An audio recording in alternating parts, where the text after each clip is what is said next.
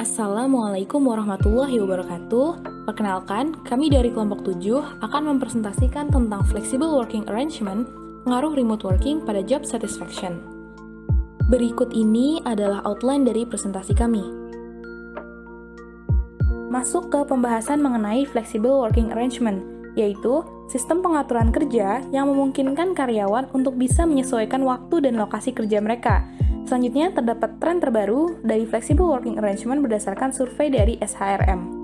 Dapat dilihat bahwa secara umum, flexible working arrangement memiliki pengaruh positif pada employee excellence, employee experience, serta organizational success. Berikut adalah survei terhadap milenial mengenai hal yang membuat mereka tertarik untuk bekerja. FWA berhasil menjadi 5 teratas di antara faktor lainnya. Remote working adalah salah satu contoh implementasi dari FWA. Remote working berarti bekerja dimanapun dan biasa dilakukan secara virtual. Remote working telah ada sejak abad 20. Namun, semenjak adanya pandemi COVID-19, remote working berkembang pesat akibat adanya dilema kesehatan dan bisnis yang disertai perkembangan teknologi. Pada kalangan milenial, remote working diterapkan dalam program magang Kampus Merdeka Kemendikbud dan juga worldwide internship di LinkedIn dari berbagai belahan dunia. Pada saat ini, sebenarnya remote working bukan hanya merupakan sebuah pilihan semata, tetapi sudah menjadi suatu kebutuhan, terutama semenjak adanya pandemi COVID-19 setahun yang lalu. Berdasarkan survei mengenai remote working yang dilakukan oleh Accenture, terdapat 72% dari global workforce yang lebih menginginkan sebagian besar waktu kerja dilakukan secara remote dalam waktu dekat ini. Walaupun begitu, ternyata masih terdapat 57% pekerja yang merasakan sulit untuk berpindah dari work from office ke remote working. Maka dari itu, sebenarnya masih banyak PR yang perlu dilakukan perusahaan bekerja sama dengan pemerintah ataupun pihak terkait lainnya untuk mengoptimalkan strategi remote working di Indonesia dan dunia. Kemudian, berdasarkan riset dari University of Zagreb, ditunjukkan bahwa di antara flexible working arrangement, remote work atau yang di sini ditulis sebagai telework, itu memiliki angka turnover paling kecil dan angka absenteeism atau ketidakhadiran kedua terkecil. Kedua hal ini menunjukkan bahwa telework dapat meningkatkan job satisfaction. Kemudian, berikut ini adalah berbagai jurnal yang membahas mengenai pengaruh remote working pada job satisfaction.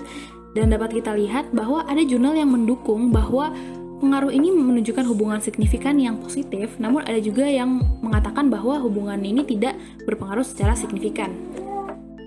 Selanjutnya, kami juga mengulas sebuah penelitian terkait peran worker scheduling flexibility terhadap prediksi job satisfaction. Sampel penelitian ini merupakan karyawan dari database 37 negara berbeda. Penelitian ini dilakukan dengan pendekatan kuantitatif dan metode pengambilan sampelnya adalah stratified sampling.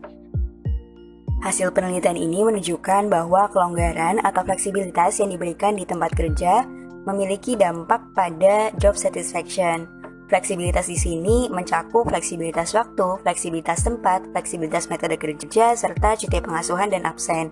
Yang dimaksud dengan fleksibilitas waktu adalah karyawan bebas menentukan kapan ia akan berangkat dan kapan ia akan pulang dari kantor. Hanya saja untuk total jam kerja tetap menyesuaikan peraturan dari kantor.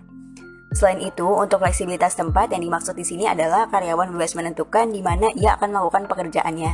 Ia bisa bekerja secara remote working dari rumah maupun pergi ke kantor. Untuk fleksibilitas metode kerja, karyawan bebas memilih bagaimana ia akan menyelesaikan pekerjaannya. Dan yang terakhir terkait cuti pengasuhan, yang dimaksud di sini adalah cuti mengasuh untuk mengurus anak maupun mengurus orang yang sudah tua. Dan karyawan juga bebas menjadwalkan absen untuk agenda-agenda tertentu seperti acara keluarga. Hal ini terbukti berdampak pada penurunan konflik rumah tangga, penurunan keinginan karyawan untuk pindah perusahaan, peningkatan dinamika kelompok yang juga meningkatkan performa karyawan, serta peningkatan kepuasan kerja karyawan. Yang mana hal ini sebetulnya juga baik untuk meningkatkan produktivitas karyawan.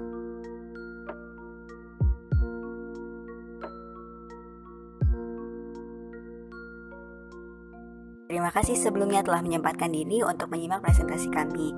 Semoga bermanfaat dan kami mohon maaf bila masih ada kekurangan.